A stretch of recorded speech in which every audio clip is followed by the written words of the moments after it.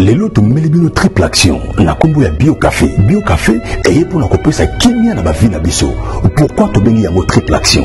Bio café est couper sa solution dans 3 catégories de problèmes de santé. Ndakisa, éjaculation précoce, faiblesse sexuelle, mokongo pasi, atakozali na problème ya érection faible. Bio café est couper sa endurance pe efficacité sengeli. Yami balé. Bio café ezali kosilisa graisse nyonso na nzoto ope kopesa yo taille oyo esengeli libumu ata soki mokete ya misato opona bayeba mesala kosala mosala ya pasi mokolo mobimba na se ya moi to pe na se ya malili. Bio café ezali kopesa yo vitalité pe énergie ya kosala mosala makasi uta mokolo mobimba. Bosimba ete bio café esalami na ba plante naturelle pe efficace pe ezali na lolenge nini esengeli komela yango opona ko bénéficier na triple action. Pona bayeba zali na mikili ya poto bayeba lingi kozwa bio café bolo na biso na nzela ya singa na ba numéro etiami wana pe na ba adresse autotili bino. Bio café et pour la kopesa kimia na ba vie de couple na biso na ba santé na biso pe bio café ezali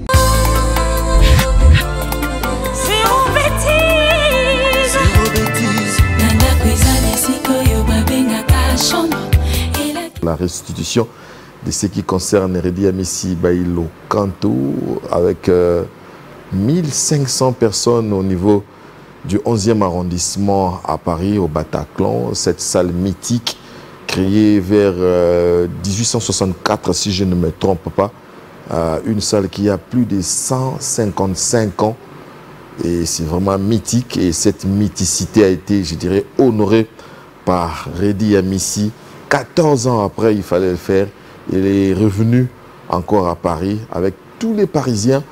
J'étais là, j'ai vu des gens qui se sont permis de me dire « Ah, Nati le Kolinga Nabima, Kala Nabima Souste, Malil et Ali, mais j'aimerais bien sûr voir les dignes fils des Molokai qui est Redi Amissi. » Et moi, personnellement, j'avais un peu peur.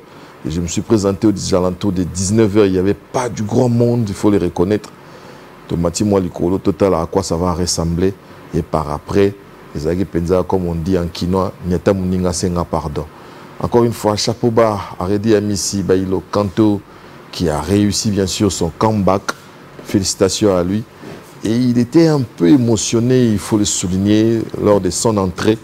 Il était très vivant, très vivace à son habitude, mais il fallait le faire et il l'a fait. Bravo l'artiste. Vous voyez, avec nos maigres moyens, on a essayé de filmer pour bien sûr faire plaisir. Vous voyez un peu cette entrée de Redi Amissi, assez émotionné, ici mouvementé. Et il a communié aussi avec le public. C'est dont on a besoin. Et il a exécuté une chanson, ce que j'ai aimé, la première chanson, une chanson qui a plus de 30 ans. S'il faut faire les calculs, je crois 36 ou 37 ans cette chanson, mais elle est exécutée par le public qui ont moins de 30 ans. Waouh, c'est vraiment une prouesse. Et ils ont un système, il y a Papa Namou Sinae, Tam Soupena Mouana Bango.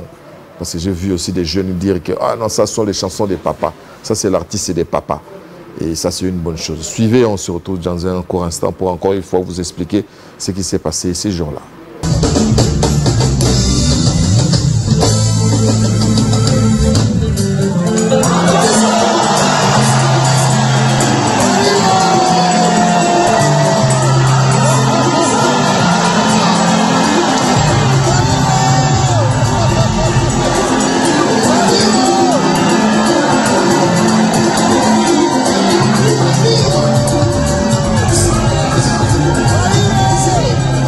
Bonsoir.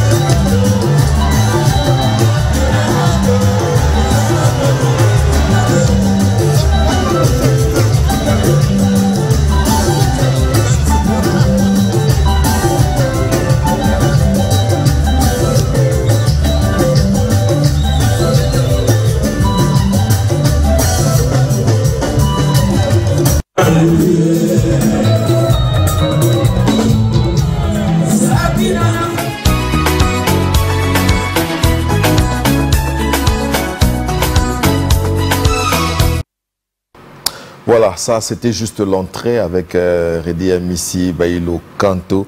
Beaucoup trop d'émotions de la part des spectateurs qui étaient là.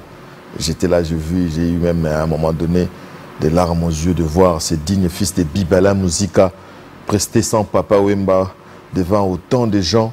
Il faut le faire. Et ce qui était bien, il a été rejoint par ces 8 musiciens. Du moins, dans la délégation, il y avait 8 personnes. Il y avait son secrétaire général et d'autres musiciens qui étaient venus, qui sont rentrés aussi. Parce que tu veux regarder sur la Bakimi. Sur la Zongipe, Redi Amissi avait souhaité à ce qui est à ses côtés 8 personnes. Oui, tu as un sopé bazongi, ça c'est une bonne chose qu'il eût cru. Donc on croyait que Barokima, ce qui se trame, je ne saurais le dire, mais il y aura une grande salle parisienne incessamment sous peu pour ce qui concerne Redi Amissi et jeunes naïfs qui sont restés 20 ans durant à ses côtés, à part qu'aucun intérieur à pays, Koya Mikili. Pour faire la différence, ce qui était habillé en jean, c'était bien sûr ces musiciens au ballon qui chassent Kepoto. Ils sont arrivés les matins et comme il y a déjà une cohésion avec Redi Amissi, voilà, ils ont presté comme il se doit. Et j'aimerais aussi dire chapeau bas à Filaba Sele. Namon a de loin, mais Filaba Sele, en tout cas, il a ouvert l'espace, si vous voulez, le côté Papa Wemba avec son aigu, les équipes bien moro, Yaro Saranate. Et j'ai aimé aussi la complicité entre Redi Amissi et Luciana de Mingongo, une belle paire. Hein? Et Bandagi déjà, on a, je crois que beaucoup sautant côté. Écoutez, Redi Amissi et Luciana de Mingongo, je ne vous dis pas. Et ça n'a bien, j'ai eu à recevoir Redi Amissi plusieurs fois. Avec sa carrière, succès à carrière. Et moi, j'ajoute succès à carrière, certes. Mais la chanson reste intemporelle et éternelle. Si vous arrivez à faire des belles chansons, même 60 ans après, les arrière-enfants, Baroyo Kango, c'est le cas avec Redi Amissi, parce que j'ai croisé des jeunes filles dont l'âge varie entre 25 et 30 ans. Bazoï Baba rendez-vous, il y avait Nanga Hippotoums, que je salue d'ailleurs. C'est comme si Bazala Ratang, Basala Nzemboana. Donc, Nzembo aussi l'a raté. Artiste a aussi, comme on aime bien le dire. Mais si au Saline Nzembo Agito, ici l'a raté. Suivant un peu Luciana de Mingongo et Redi Amissi, quelle complicité.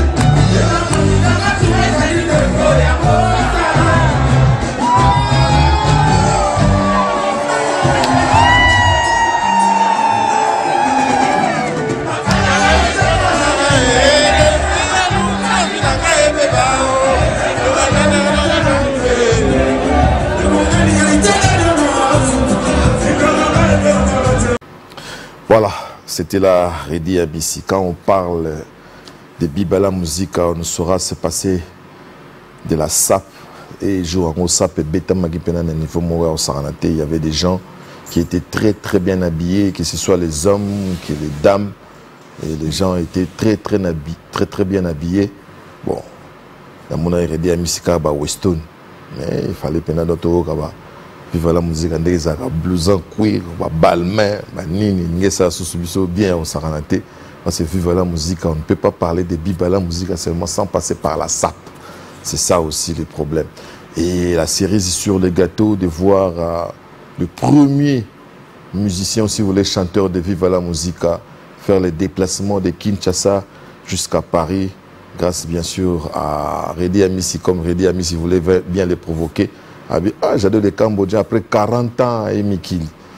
Et j'ai aimé aussi les propos de Lidjo Kwempa à dire que non, merci Redi Amissi, malgré nos différends, il fallait qu'on reste ensemble, tout ce qu'il a boé. Et plus loin encore, Luciana Demingo qui dit, moi je vais prester à la défense, ça sera pour le mois de février, et ce serait Luciana, l'ami de Redi Amissi.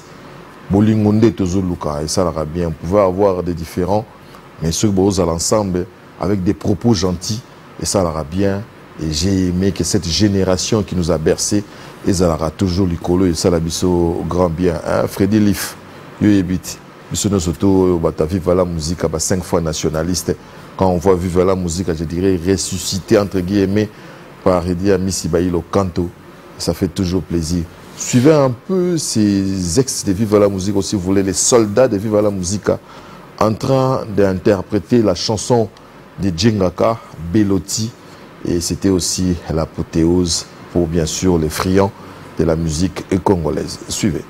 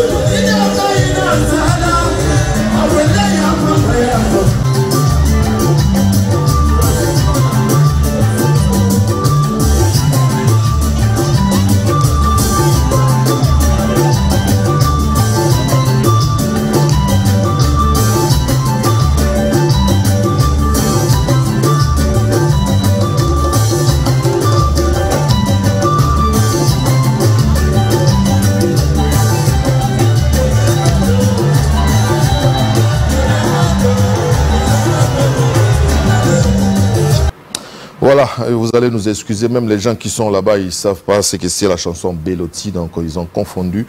Mais du moins, donc c'était c'était un vrai régal, voulais-je dire, avec Redi Amissi Bailo Kanto, qui s'est fait accompagner aussi au niveau de la batterie par Titina Alcampone.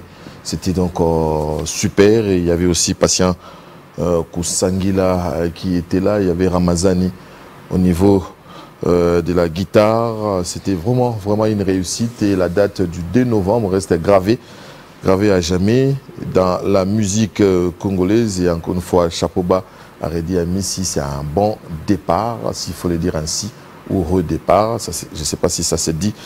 Et merci. Et en marge de cela, il y avait d'autres artistes et musiciens qui ont presté, et les dimanches, si vous voulez, les week-ends d'après, c'était Héritier Watanabe au niveau de Bruxelles, mais on a attrapé foi, on n'a pas pu se faire, on n'a pas pu se déplacer, indépendamment de notre bonne volonté. Et je voulais ici faire un petit coucou à Dekos Moukoko, bien des bonnes choses à notre ami Guilo Vakalala qui était là aussi. Nabo Sanité Tite Madilou, mon petit, qui était là aussi. Et voilà, donc il y a quand même quelqu'un qui était là. Il était parti pour le boulot. Mais il y a quelqu'un qui est bilé, les Dadimoul. Bonjour. Mon grand frère. Bonjour, bonjour. Bonjour et bon dimanche, Naouya. Bonjour et bon dimanche à mon patron de cœur, Héritier Watanabe, l'homme le plus compliqué du monde.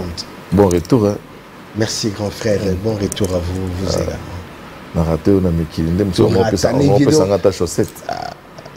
C'est net côté qu'on a vu la surprise. Comment ça s'est passé? Ça s'est bien passé. Ce qui n'a pas une émission, c'était premièrement, on remercie vraiment en vive voix et puis la télévision. Nous avons déjà coaché Kala par Nati Lokole. Et puis nous avons tactique pour tout nous avons comité la et puis nous avons eu visa 2 semaines. Koki mate zonga honoré boulot na yo. Nayo kaki conseil wana. Nga déjà l'homme le plus compliqué du monde appelle ça un passeport na na Congo na billet.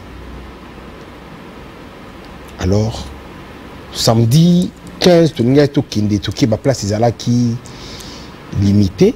Alors Air France proposait qu'il y a le 17. Le 17 na zo ki avion na koma ki pardon les 16. Pardon? Te baninga ba koma ki le 16. Nga na longo le 16 na komi le 17. Bon, ezala ki pe bien ma bongi nzambe po na tala pe force nanga. Na tester pes ke mulango pe apizaka ou pas. Na sentir vraiment que oh tout ça là ka ndenge boya marabiso, ezala vraiment en 20 et tout blague à rater. C'est vraiment un job. Na leki na gare mon côté inaperçu. Pour na komi na ti Navigo hein. Oh. Navigo malamu. G donc po ba ja ba bolt na ba ichi wana ti. Isolia. Donc beta moi course moi on a 55 €, 54 €. Mais ce que ça déjà na Navigo donc ya kwenda donc au Komanaga au moni communauté congolaise ba belelio selfie moi ba snap photo donc il a qui signe vraiment que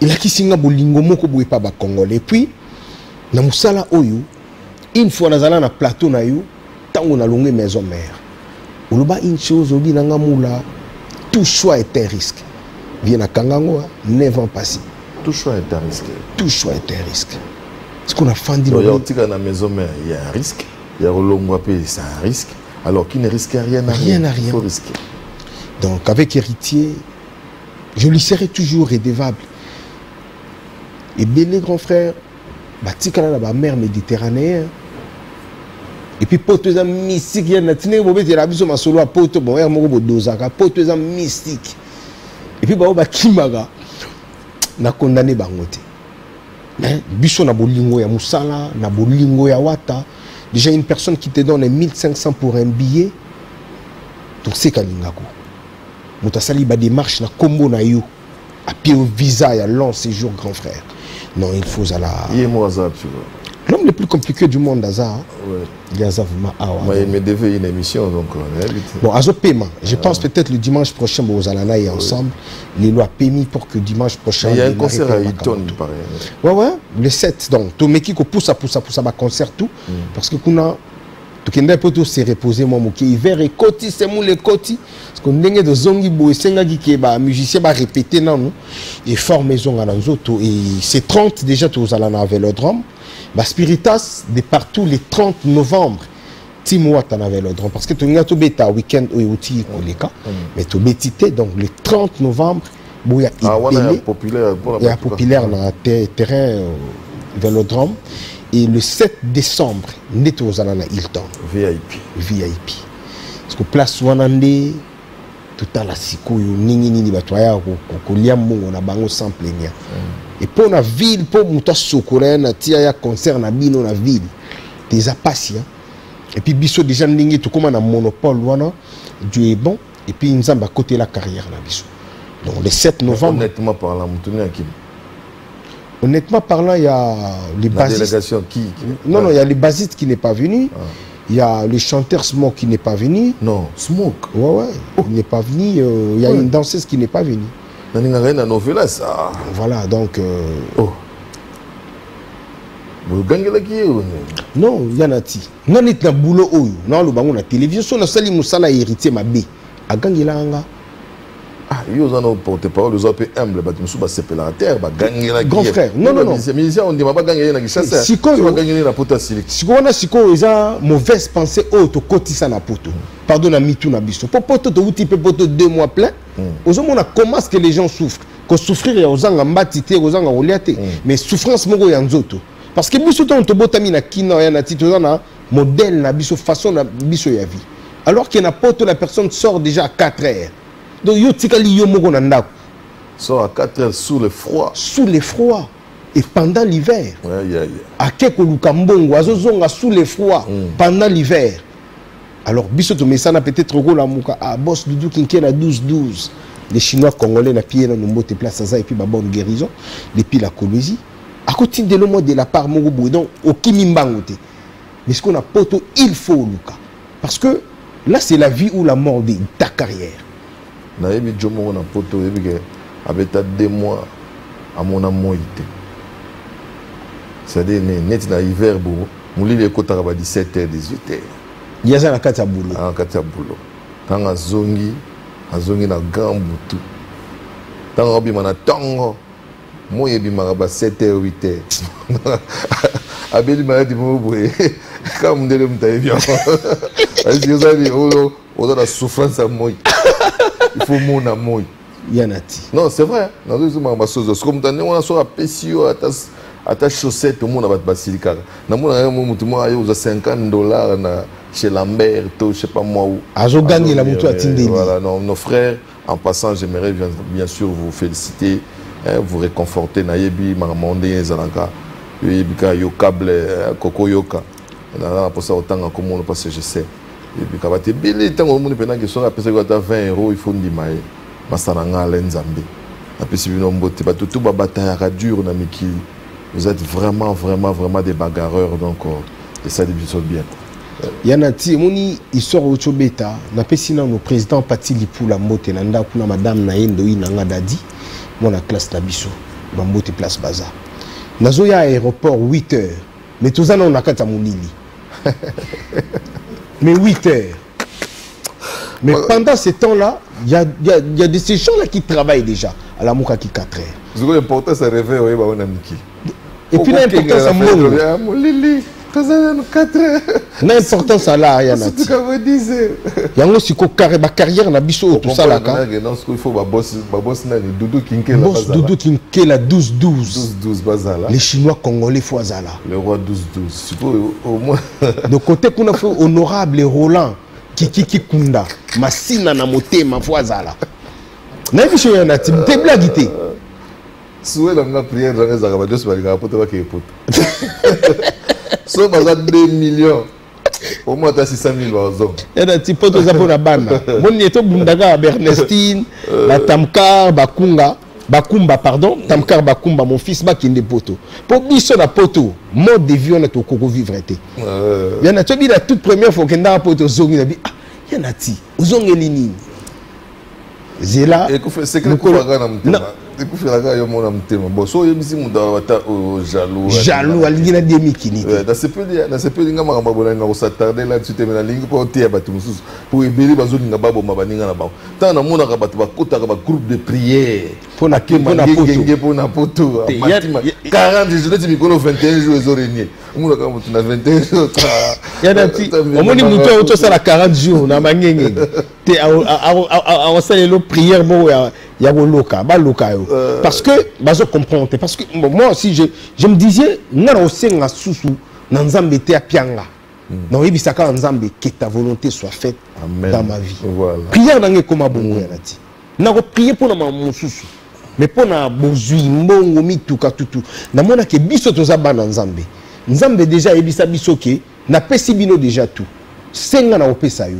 mais to senga siko na banenge ni to senga yebaka ko senga na nzambe ngapende na zabu bato bele tala o utika poto mikolo tama conseil comme opesa déjà si tu gagnes $1000 na Congo à vie fanda na yo usaka na mwinda na vina kama sanga biti 32 ebiti nga likola ko lula wa mwinda o vous pas battu ata ko 32 vous pas 32 ya non ça lit rien oh asali rien te mais donc asaka kana na kazo ko pas te kanza ka uzwa mbongo mo bosomba lupango mbongo yete atekisa ki pe lupango akote la bango kuna do façon ça nyongo donc ba atonga sika ndako neti na ngiri combien oui ba comme okata bosuba kati bo 50 000 ah 50 000. So bakatiza ndambo ozwi ata msupe à moi 40. Ah tchakaba Ce que pour comprendre les yeux natifs. Dans un peu crier. La peste vient dans Moutalombi Mbote Motema maman Anastasia. Ceux qui n'ont pas mona maman mususu. Na kinanga shi. Wana meza mamona mbo. Voilà. Au moins maintenant mutapoto ndeni ayo senga masanga. Donc et puis masangani ni canette. Oh bon masanga yango la kayo linga masanga. Donc et on va bien la rouge. Donc aujourd'hui la vraiment bien dans la place na e. Fallait que dans famille na bango bazala mama bata. To ba soso. Point. Po bateka ka maki. Des réalités ça mususu papa kuta magama kuta na ona vite. Magama kuta na ona vie vite. Yo monika ndambo wana. So ba no betelo ke mera benga na e oyo olobani. Talaka ndako peneza yo mto cheba kitocheba TV mais mondela vite monsieur vous devez partir parce que lui il a des enfants. Vous voyez donc au bimi. La kota pa vie nga Diego Musique. Na moni ba grand artiste ba sala pe ba boumé du tonnerre na mboka na biso. Donc ceux qui il y a linga kanga donc bazana nwana ti tanga okanga babuka ma poto ezaka boyete suka kawa Frankie Kibambi yebisai mangamba poto suka ka kuna na poto yaka awa te kanga na na tika ngo lo zongi ba bisanga na tika ngo kuna mais c'est juste pour na makambo peut-être ya bako ki mais ça expérience mususu toko zwa kana mais na regretter pour na smoke voilà donc chanteur yimo ah na oyembelanga novelas ah te oh tozana ba grand chanteur net arnaqué ako papolango Jires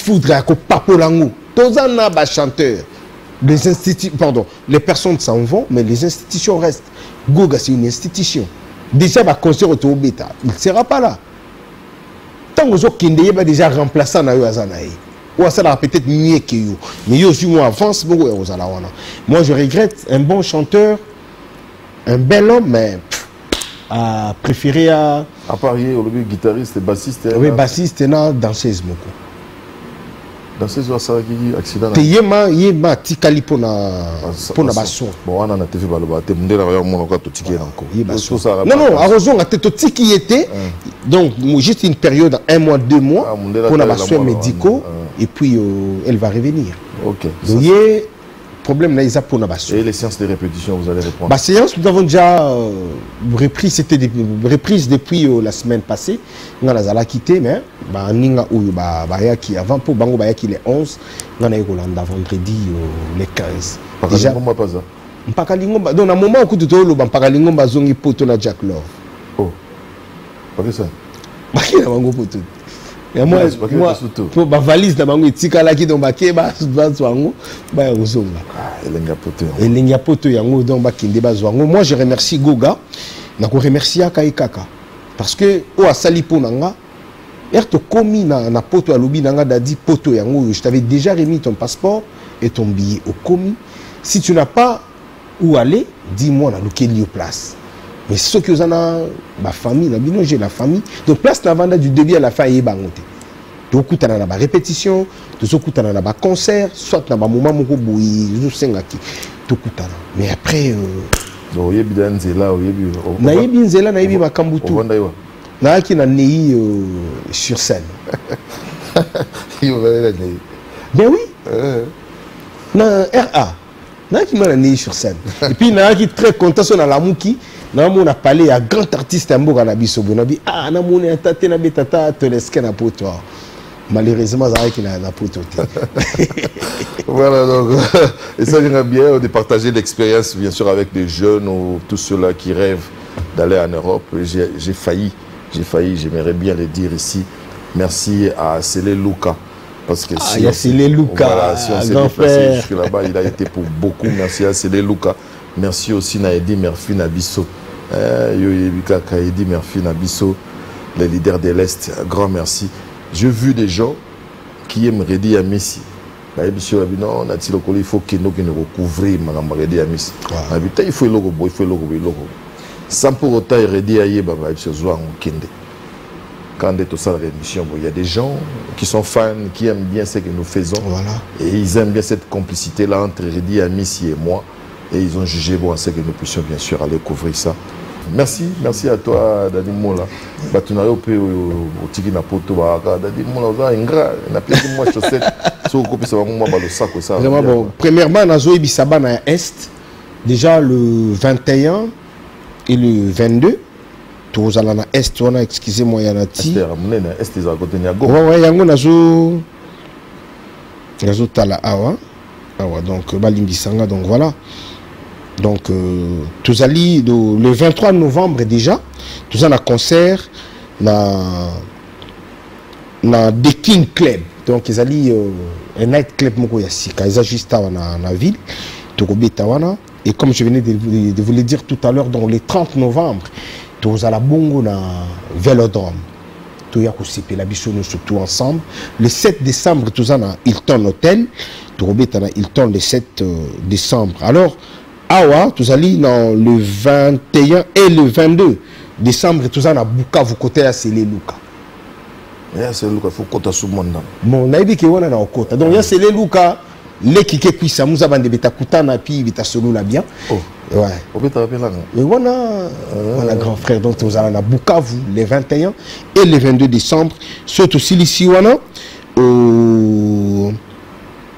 Surtout si ici on a le 31 décembre tous allons un concert privé à niveau il y a Hilton Hotel. Donc voilà, pour retenir que le 30 novembre tous allons à Vélodrome, le 21 et le 22 décembre tous allons à Bukavu. Surtout longue Bukavu, tu es Kinshasa. Le 31 décembre nous avons un concert privé à niveau il y a Hilton Hotel. Mais c'est 23 déjà tous allons à Night Club. À niveau ya Avenue Tombalbaï. Voilà un peu en globalité programme où Tim Wata Izanango. Mais pour l'année prochaine, Tourbe a 2 salles mythiques. Ah bon? Ouais, tout ça a 2 salles mythiques. Donc normalement, il fallait Tourbe une grande salle en Espagne en décembre. Comme le programme na biso ya intérieur ya Mboka Ibimaki Ndegoga s'est décidé Tourbe awa. Et l'année prochaine, calendrier na bino ouais, pour te se fungami nango et ça la bien mort ça. Et puis deux qui peut Moulaï Izanango tout ça quand on a problème il y a visa. Pardon, il y a billet. Billet kaka, bitu qui na biso avant tout ça les boulot. Et la Belgique, merci na bandeko tout au boya qui nous na niveau il y a Dox de Bruxelles. C'était un grand retrouvaille hein, grand frère. Donc on a moni bato pété to boka na musika tout le monde a ka na Congo bayaka mais to kutani siko na mboka na bango. Moni Pichumbombo. Na moni Pichumbombo na pesi kutu moni Apocalypse. Iye to kutana kité. Oh, moni Apocalypse. Ah bela to kutana kité na lebi. Bela na nini na États-Unis. États-Unis. Ah non, il vient dans Chama. Chama Sunda donc tout Kutanaki mais un peu moins vite fait. Il y a Kanklo Sambi là tout Zalaki et à maman Mireille donc voilà ma biso donc vient dans l'Apocalypse donc Chiba tout Kutanaki té mais bato bele tout Kutani vraiment té. Pour la Bruxelles, pardon, la Belgique. Non, on a la Belgique, on a qui plus dans vers côté il y a Ivan Toumba. Concert de na Bruxelles. Non, il y a le lobby. Non, mon concert na Bruxelles, c'est quoi na bande ko bima. Pour na na tinga moko intégration il y a 2 mois à comprendre. Non, tu as mon nango tika musa na ketamsa. Akitamusa. Donc on va demander ndako on vendre 2 semaines au bima raté pour s'intégrer. On l'a pas vraiment on l'a pas. Donc concert il est cas qui tellement bien. Il est cas qui très bien et puis na niveau à Paris peut beta qui va concert na biso bien mais ba remerciement nanga net na niveau à Paris. Je veux remercier Aristote Benga. Ah, mon maman Abisso. Aristote Benga, merci. A contribué trop dans la vie. Napesi mbote pe ba remerciement na ngai na oncle Flavien Kibeti. Eh, Nzambe. Merci. Pour na zongi bien. Et puis sur lingo là ta bien mutalati saka espace Schengen wana. Bilamba otomona ka ba leader balata kaza maman Nat Kit. Maman Natacha Kitata. Merci pour tout, ma maman chérie. Et puis, vient nga Moutalombi, ya maman Anastasia. D'accord, remercier yo. Dieso, la London City. Bah, merci. Belé, na osali pour nga. Mon oncle, Christian Maël Nzambe, le PDG Christian Maël Nzambe, PDG à G5K Service. Ya batu, ya maman Claudia Moussala, Luxe na Luxe. Merci pour nga, ma batike la kinganda. Deuxième ndako, na bango batike linga dadi. Pema na yo. On dit ma paix, mon super mon code. Quand tu déjà dans la passe, terme bimi passe déjà ils allaient. Non, pourquoi tu as passe, non, allez na passe.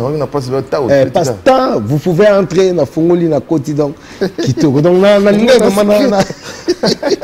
s'intégrer. Kibambi, s'intégrer. Merci. Et puis tout rien nati. Pardon s'il vous plaît grand frère. Moi ici na Kiti na aéroport. Na ça sur na besoin ba ozwangata. Na juka métro à partir à Roissy. Malamongo na ke na Nei Plaisance. Moi ils arrivent ici c'est Nei Plaisance c'est ça date. On a Kiti on a na Bimi, ndé na kozwa 113. Malamongo Kiti na merci. Et puis notre niveau ya kin na Pekimbote na Rodrigue Matende ya maman Aziz Lukusa. Na Pesho Bambote ya trop. Et puis vient nga pas dans ma collection papa na Brittany azolanda biso pe na moment oyo. Et puis les PDG Chibin Tarmac qui tambo bomoko et tous les travailleurs il y a Congo All Technology la Pébinomboté pour mettre un point final l'honorable questeur Socrate Moubengaï les jokers de la République Mamote place Azali et l'honorable Roland Kikunda Massina na Motema. Bon séjour à Paris que dimanche prochain aux Ala Awa puis ce aussi la section musique dimanche prochain Malamogo Tuluki place aux Alliés. Voilà, l'honorable Roland Kikunda. Merci beaucoup, je te salue Swagman qui me suit à ce moment-ci. Bien de bonnes choses à toi donc Swagman. Merci à mon vieux Eli Mangala depuis Paris, bien de bonnes choses à Christian les Patriotes et total respect à toi. Vérangaï des sapeurs Oyo Yebika Brice Mpangi. Namunaki bayoji na matanga sala kinga bien on s'arrête na mutu pena ba mamoto te mena sepela kindongo seklataki na ba mamoto Brice Mpangi Brice to kutanaki kana dodan kaka bien de dimula fallait zo bayoji mais moi Eronde merci beaucoup na Brice Mpangi ya Mpangi bien de bonnes choses à toi Vincent Bolenge ba Vincent Mister Yoyo et puis bien de bonnes choses aussi bon dimanche à toi mon ami voisin d'Eli Yebika in London. Je te salue, Mich Papanga Soud, never down. On est ensemble. Il est fort. Voilà, Mich Papanga Soud. Voilà, c'est ici que nous mettons. Yannick Ekini, pardon. Yannick Ekini, l'homme qui détient les drapeaux à Mboka, Côte d'Ivoire, na South Africa. Merci. Yannick Ekini, il y a mon boss, Rombox. Il y a Daniel Boulabanga, FBT avec le boss Fikipo. Bien de bonnes choses à Samuel Tabiala, Bibliothèque monétaire. C'est qui est en Belgique, Ronat? Non. Tabia la Samuel. Beaucoup d'anité. Oh, Azala Paris et Paris Belgique. On a arrivé à Sazongi déjà. Azongi South. Jacques Maïtou, double mur, on te salue frangin, l'honorable Francis Baïmbalea, pardon. Je crois que je n'ai pas massacré le nom. Honorable Francis Baïmbalea, bien des bonnes choses à Eric Baniel, les citoyens du monde. Mobali. Voilà, Mobali, gloire à Kikita, GK Security, courage à toi. Et puis, total respect au couplet. Mubimba, Tim Mubimba, Amanda Mubimba, Makukula. On était là, tout ce pela qui est qui maman Ode Mabaya, Topesio Bambotato, Maître Ouijo, Topesio Mbotato, Azmak. C'était bien, c'était vraiment un régal total. Todia qui peut tomber qui connaît Naoyo. Et puis j'ai 24 Azalakiwana, donc il y a des Jean-Marie Lukula, qui était de la partie. Tout ce pela qui peut la musique à Pende, Entrée Wana Timothée. Merci à Amanda, demeure belle. Et puis, vie de couple, les Anabino, Kitoko. C'est ici que nous étions en point final. Donc, on voulait faire cette restitution pour faire plaisir à Redi Amissi Baïlo Kanto. Il les mérite quand même. Cet artiste et musicien a plus de 147 chansons, j'ai pu compter. Et sur les 147, il n'y a que des tubes. Alors, il méritait quand même cette restitution. On se retrouve le dimanche prochain avec un invité. On vous le dira, donc, ou vous le saurez. Encore une fois, portez-vous bien, santé de fer à vous tous. Bye bye, ciao.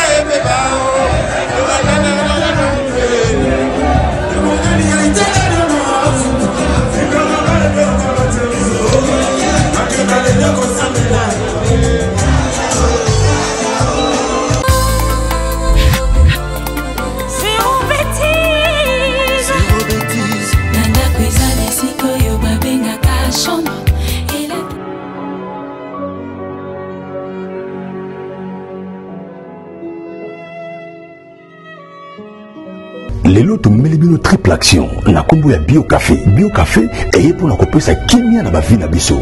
Pourquoi to bengi yango triple action? Bio café ezali kopesa solution na 3 catégories ya ba problème ya santé. Ndakisa éjaculation précoce, faiblesse sexuelle, mokongo pasi ata kozali na problème ya érection faible. Bio café ezali kopesa yo endurance pe efficacité sengeli. Ya mibale. Bio café ezali kosilisa graisse nyonso na nzoto ope kopesa yo taille oyo esengeli libumu ata soki mokete ya misato opona bayeba mesala kosala mosala ya pasi mokolo mobimba na se ya moi to pe na se ya malili.